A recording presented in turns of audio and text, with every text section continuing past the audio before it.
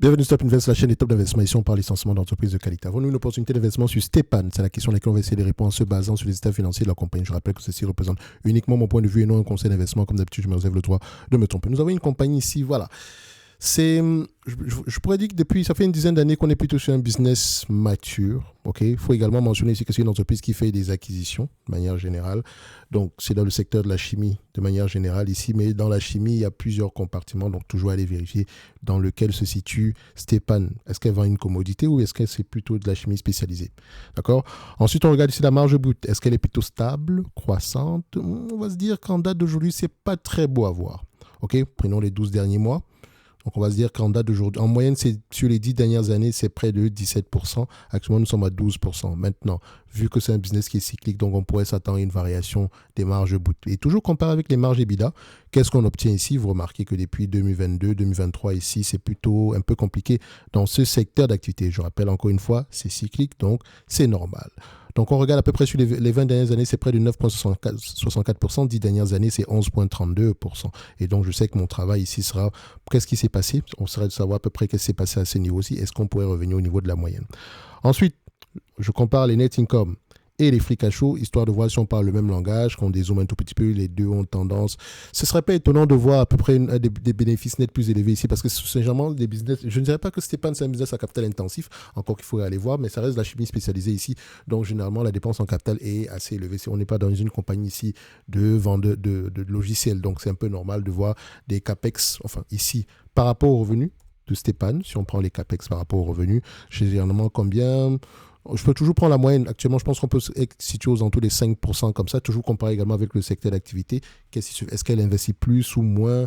Toujours aller regarder ce genre d'éléments-là. Donc, on va se dire qu'on a des net income qui vont dans le même sens. Alors, net income ici, quand on regarde ici, c'est un business, comme je l'ai dit tantôt, qui est cyclique. Et donc, quand je regarde à peu près les bénéfices nets de cette compagnie, je suis très intéressé à prendre une moyenne de manière générale. Mais il y a un élément qui ne bouge pas beaucoup quand on fait une évaluation par rapport à cette compagnie, enfin, aux entreprises dans le secteur, enfin, pas dans le secteur, mais généralement avec les commodities. Soit le revenu est généralement plus stable que les marges parfois. Et donc, je peux faire aussi également parfois regarder les cash flows opérationnels et donc prendre une médiane par rapport au cash flow opérationnel. Comme vous allez le voir ici, c'est ce que je vais faire en date d'aujourd'hui. Et donc, quand c'est également une évaluation par le multiple ici, mais attention, toujours aller vérifier quel est le multiple moyen du secteur d'activité, parce que ici, je vais uniquement me limiter à Stepan. Pourquoi est-ce que je me limite à Stepan? En regardant à peu près le PER, je peux avoir une idée générale ici de la moyenne. Enfin, je pourrais savoir si Stepan a tendance à être surévalué ou pas du tout, ou bien pour ce secteur d'activité, généralement, ce sera aux alentours de 15 fois les bénéfices de manière générale. Et donc, si on a un price to earning aux alentours de 15 fois les bénéfices, c'est une bonne chose. C'est également un bon indicateur ici pour nous mentionner que le price to cash flow pourrait avoir, la moyenne pourrait également être intéressante à utiliser. Mais si vous avez un price to earning, généralement, aux alentours de 30, 40 fois les bénéfices, il faut faire attention en prenant en considération cette évaluation par les multiples, en considérant le price to cash flow. Bref. Le net income, le price to earning ici, la moyenne, on prend ça, on fait ceci. En moyenne, c'est une quinzaine de fois les bénéfices, comme vous l'avez vu. Si on prend à peu près sur toute cette période, c'est 15,2 fois les bénéfices. 20 dernières années, 15,6 fois. 10 dernières années, 17,3 fois les bénéfices. 5 dernières années, le marché s'emballe, il veut payer 20 fois les bénéfices ici. Moi, ça ne me dérange pas que le marché paye 20 fois les bénéfices. Mais maintenant, je sais de savoir, est-ce que c'est un business où les marges sont de plus en plus élevées? Est-ce qu'ils ont consolidé un secteur d'activité, un segment d'activité ici sur lequel ils pourraient avoir des marges de plus en plus une part de marché de plus en plus élevée dans le futur? Est-ce que le marché final est en croissance? Bref, il y a plusieurs questions à poser derrière. Donc, ici, 15 fois les bénéfices, c'est le minimum, max 20, mais 15 fois, je préfère prendre 15 fois les bénéfices ici. Si je prends les bénéfices nets. Donc, si on se fie également au cash flow, nous avons à peu près 183, pour les cash flows, je prends la moyenne en termes de revenus sur les 10 dernières années, en termes de cash flow, 183 millions. 183 millions, je viens donc ici, Stepan. Voilà. 183 millions de cash flow. Et quand je prends la moyenne, la médiane des cash flow ici, nous avons combien?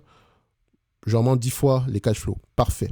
Donc, ici, 183 millions multiplié par 10 fois les cash flows. Ça donne combien? 1 milliard 830. Moins la dette nette. Toujours enlever la dette nette. OK? moins la dette nette. On a une dette nette aux alentours de combien? 611 millions, moins 611 millions, divisé par le nombre d'actions, 23 millions d'actions. Ça donne à peu près aux alentours de 53 dollars. Premier ici objectif. OK? Ensuite, je vous ai dit que c'est un business cyclique. Donc, on peut normaliser les bénéfices nets ici. Ça pourrait nous donner une idée générale de combien est-ce que l'entreprise pourrait rapporter sur les années à venir. Attention, toujours se poser la question, qu'est-ce qu'il y a, enfin, entre 2022 et 2022, entre 2020 et 2022, est-ce que nous n'avons pas eu ici une augmentation anormale des marges? Et donc, ce serait à peu près intenable de penser qu'on pourra avoir des marges nettes ici aux alentours de 7% pour les années à venir. Donc, est-ce qu'il y a plus de chances qu'on reste plutôt aux alentours des 5%? Donc, comme je l'ai mentionné ici, on peut prendre les marges nettes, ceci, voilà, on va le faire. Sur les 20 dernières années, c'est presque 5%. Parfait. Donc, je viens donc ici, je prends le revenu, je prends également la médiane du revenu, à peu près à ce niveau. Sur les 10 dernières années, nous avons combien? Nous avons à peu près 1 milliard 900. Mais il faut également mentionner une chose. Si l'entreprise a fait une acquisition, ceci pourrait également avoir tendance, il faudrait prendre ça en considération. Donc, j'aime bien regarder la marge, la médiane sur les 10 dernières années, mais également voir à peu près quelle est l'estimation des analystes par rapport aux attentes sur le revenu. Ici, aux attentes sur le revenu, donnez-moi juste un instant, revenu. Voilà, médiane, N plus 3, on s'attend à 2 milliards 300. La médiane des 10 dernières années ici en termes de revenus, à peu près aux alentours de 2 milliards. 1 milliard 995, on peut mettre 2 milliards ici, ça ne dérange pas. Donc si je prends le 2 milliards dans tous les cas de figure, multiplié par 0,05, 5%, ça donne 100 millions ici, fois 15 fois les bénéfices. Donc comme je l'ai mentionné, on sera entre 15 et 20 fois les bénéfices. Donc, minimum ici, je ne paye pas plus de pour une entreprise, je ne paye pas moins de 10 fois les bénéfices, surtout quand on normalise les résultats. Donc, déjà, si on le prend à ce niveau-là, on sera à combien? 1 milliard, d'accord? Divisé par le nombre d'actions, on avait à peu près 23 millions d'actions. Donc, on s'attend également à un prix aux alentours des 144 dollars. Donc, premier ici, 53 44 dollars. Si je le prends à 15 fois les bénéfices, on prend en considération la croissance, on est presque au prix actuel. Et si je prends à peu près également, si je prends à peu près le 100 millions ici en me disant que c'est la moyenne des bénéfices nets qu'on pourrait avoir dans le futur par rapport au prix actuel sur Stepan, nous avons un rendement sur coût de 6%. Donc, au pire des cas, je dirais que l'entreprise est correctement évaluée ici. Idéalement, on aimerait avoir un prix qui se rapprocherait ici du 50 dollars l'action. OK? Maintenant, si vous achetez cette compagnie en date d'aujourd'hui, c'est parce que vous pensez avoir un dividende, enfin, c'est uniquement pour le dividende, on va le dire comme ça, parce qu'il est de 2%, il pourrait reverser, par rapport au prix actuel, il pourrait reverser aux alentours de 5,8%. Donc, vous avez une capacité de croissance ici en termes de dividende. Mais maintenant, vous avez remarqué ici qu'en 2025, on s'attend à peu près à 13,26$ l'action. 13,26$ en termes de cash flow opérationnel. Si on prend 13,26$ multiplié par le nombre d'actions, à peu près 23 millions d'actions, ça représente à peu près 304 millions à cette période-là. 304 millions à cette période à 10 fois les bénéfices. Rappelez-vous, celui-ci. Moins la dette nette qui est à peu près à 611 millions. Divisé par le nombre d'actions, on arrive à combien? On arrive à peu près aux alentours de 100 dollars. Donc tout va dépendre ici de la capacité de croissance, donc des opportunités de croissance pour ce business. D'accord? Donc, c'est ça que j'aimerais mentionner ceci. Le prix actuel est correct. Idéalement, me connaissant, j'aimerais un prix bien plus bas que ça. Mais attention, il faut questionner les relais de croissance derrière.